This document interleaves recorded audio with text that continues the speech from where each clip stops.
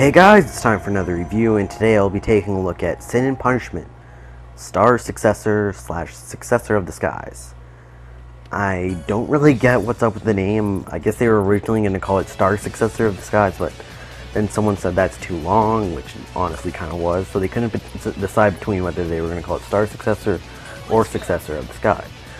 And I hate when companies do that, just because it makes the game harder to recognize in other places, and you always have to explain that it's called here, it's called this in Europe, but it's called this in North America. So it is kind of annoying. But the game is amazing. It's just Treasure doing what Treasure does best. Some of you may know Treasure, well, probably if you're going to know Treasure for anything, it's from Gunstar Heroes. And this game does semi-resemble that. Non-stop action, shoot, shoot, shoot. If it moves, you've got to kill it, that sort of gameplay. Which is always nice, for a change.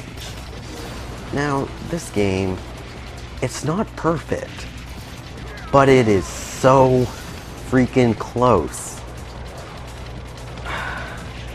It's so close that all you can do is focus on the things that are preventing it from being perfect.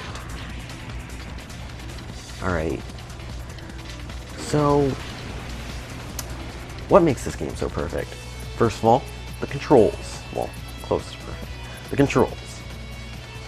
Alright, you can play with Wii Remote and Nunchuck, classic controller, GameCube controller, but this is the game that thankfully you don't really need to use the GameCube and classic controller, because the Wii Remote and Nunchuck will work perfectly. It's probably the preferred way, because obviously it's a lot faster to point at the screen and shoot at something than to move a cursor with an analog stick. The environments look really well designed in this game. They're just very nice to look at in the background as you're flying through, shooting everything. It's nice to see some scenery. Treasure didn't put a whole lot of money into the character models, but it's okay. It really doesn't bog down the experience that much. Also, the music is superb. It's got a very fast, kind of techno-y vibe, well, with all the songs and whatnot. And it's just the type of music that makes you want to fly through the air and shoot at stuff. The story is probably my biggest problem with this game, because I was actually enjoying it as a nice little break in between the action shooting sections. But in the end, they just really didn't care about it. There's a boy named Issa, I believe that's how you pronounce it, who was supposed to kill a alien girl named Kachi who can teleport and is freaking invincible, which leads to a huge continuity issue later on in the game, by the way. But he decides not to, and pretty much goes rogue against the government, I guess. They technically would be. I was enjoying the story, it's just after level 5, pretty much everything in this game changes. Like, they just pretty much throw the story out the window. I thought, okay, it was going good. I was enjoying it. Then at the end, it's one of the most anticlimactic endings I've ever experienced in a video game. Just because you're fighting these people, and supposedly half of them are like characters from the first Sin and Punishment game, which I never played. But you have no real backstory on them, so in the end, you don't really care about what's going on. And I'm sure to most people, they actually preferred this. So, because, again, you're in it for the gameplay, and the gameplay is epic. Sadly, the story isn't.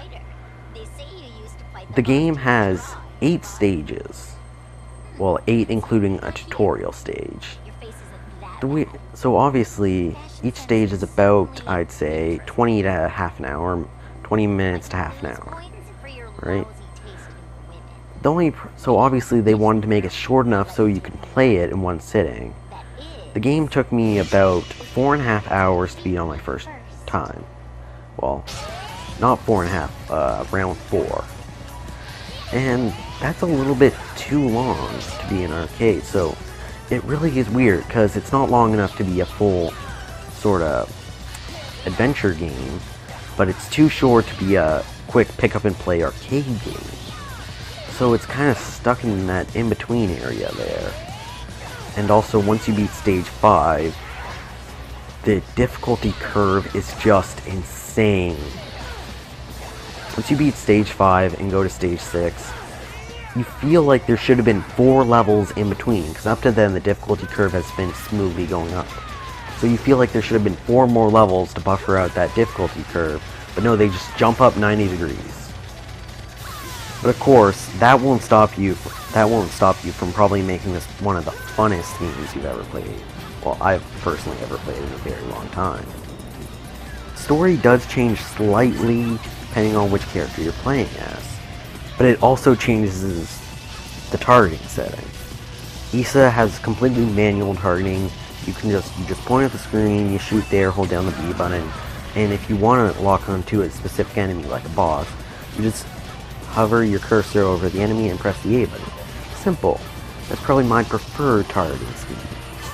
But then with Kachi, she has it automatically, which means once you shoot an enemy, you will instantly be locked onto that enemy until you either kill it or you point to another enemy and press the A button, which can kind of be a hassle, especially later on, where it slows you down because by the time you finally got it locked onto the enemy you actually want to hit, they've already pretty much taken away half your health. But again, in the end, none of these problems actually matter, because you'll still be having an absolute blast from playing this, and you are insane to not pick this game up right now. I give Sin and Punishment Star Successor a 5 out of 5.